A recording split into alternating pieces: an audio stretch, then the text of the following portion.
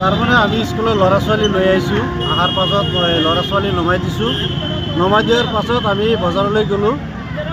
বজাৰত যোৱাৰ পোৱা নাই, বজাৰ পোৱাই নাই। ইয়াৰ আগতে মানুহে ফোন কৰিল যে আপোনাৰ গাড়ীত জুই লাগিছে। আমি দৌৰা দৌৰিকৈ আহিলোঁ। অহাৰ পাছত দেখিলোঁ হয় জুই লাগিছে। এইখিনি নাই, ল'ৰা ছোৱালী কোনো ক্ষতি হোৱা নাই, কিন্তু গাড়ীটো জ্বলি গ'ল।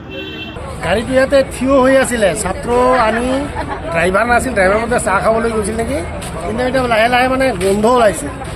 গোন্ধ ওলাওঁতে আমি টিচাৰ একজন বাহিৰত আহিছে, আহি চাই যে গাড়ীত জুই লাগি গৈছে। আপোনালোকৰ স্কুলৰে গাড়ী নেকি? স্কুলৰ নহয়, স্কুলৰ ভাড়া, ব্যক্তিগত মালিকানা। ছাত্ৰ ছাত্ৰী গাড়ীত আছিল? নাই নাই। কিবা ক্ষয় ক্ষতি হৈছে নেকি কোনোবা?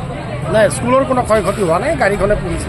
কেনেদৰে অগ্নিকাণ্ডৰ সূত্ৰপাত হৈছে ইতিমধ্যে গম পোৱা গৈছে নেকি? এইটো গম পোৱা নাই, এনেই লাহে লাহে আৰু জুই লাগি গৈছে। কেনেকৈ লাগে সেইটো গম পোৱা নাই। কেইটামানৰ ঘটনা ছাৰ? ঘটনাটো কেইটা হ'ব? 9:30 হ'ব নেকি।